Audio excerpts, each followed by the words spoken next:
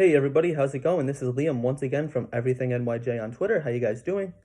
Real quick, I just want to touch on the Jets versus Cardinals game yesterday. Obviously, everybody knows that we lost 30-10. It was embarrassing. It was a blowout, and for the sixth time under Adam Gase, we lost by 20 or more points. So that's really all you need to know about this coach. We have now fallen to 0-5, and there's really nothing to look forward to, nothing to be proud of. Our starting left tackle is still out. Our starting quarterback is still out. So we had to rely on 35-year-old Joe Flacco to step in and be our quarterback. And I will say that he is a serviceable backup. He's a lot better than some of the other guys that we have had in the past, although you can obviously tell that he's not the same guy that won the Super Bowl with the Ravens. I'll take him for now.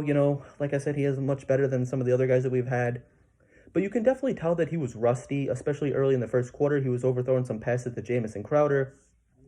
Couldn't really get anything going, so we were trying to hand the ball off to Le'Veon Bell and Frank Gore, and we just really couldn't get anything going, like especially in the first quarter. So then early in the second quarter, our defense came alive for the first time, and Avery Williamson had a nice interception.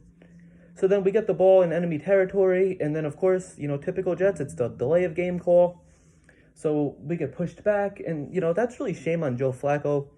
That's something that a veteran quarterback should know better than to do. You need to keep your eyes on that clock. You need to get the ball out in time.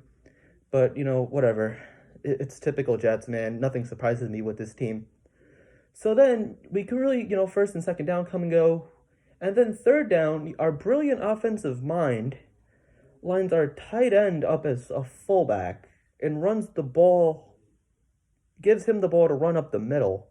And that just really confused me. I think everybody was really confused about that. So obviously he comes up short. So then we go for it on fourth down. We hit it off to Le'Veon Bell, 4th and 1, and we couldn't get that either. It's just like, oh my God, come on, man. So then we had to settle for a field goal. Sam Ficken kicks it.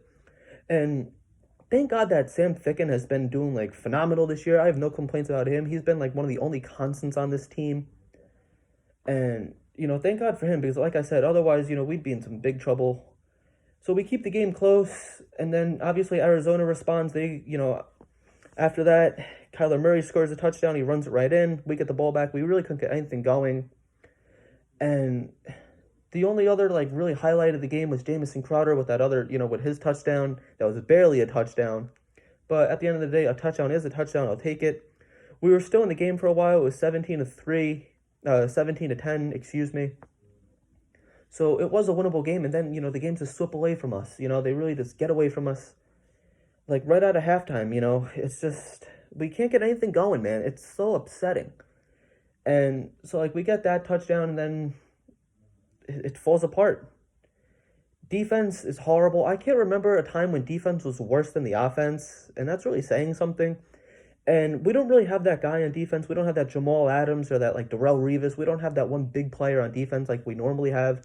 Who's our star? I guess Marcus May, if you want to call him the captain of the defense. I don't really know. But McDougal, he needs to go. He looks like he doesn't want to hit anybody. Desir is just god-awful. And it's so embarrassing, man. Greg Williams, he might be, playing for his job pretty soon, too, along with Adam Gase. And brilliant Adam Gase, I remember there's a certain play that really sticks out to me. It was 2nd down and 26 early in the third quarter. And he hands the ball off to Le'Veon Bell, and that's just it's that loser mindset, that loser mentality he's mailing in games. And like he said, we need to be playing 60 minutes of hard football, and we're not doing that. It's just... I don't know, man. It sucks. It really does. I want to talk about the tight ends real quick.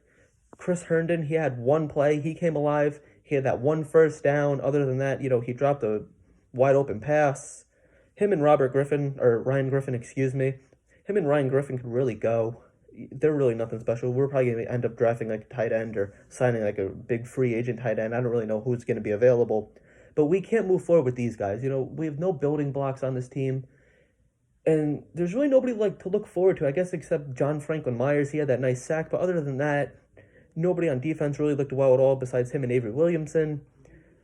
Jamison Crowder had his third 100-plus game, but other than that, on offense, who do we have to look forward to? Really nobody. It's horrible, man. So there you go. That's my reaction. We got Miami coming up now. It's supposed to be the Chargers, but, the schedule changed and everything else. I don't really know what's going on with that. So we got Miami coming up. There's really nothing that makes me believe that we could beat them. So I don't know, man. We might be going 0-16. It's not a fun time to be a Jets fan.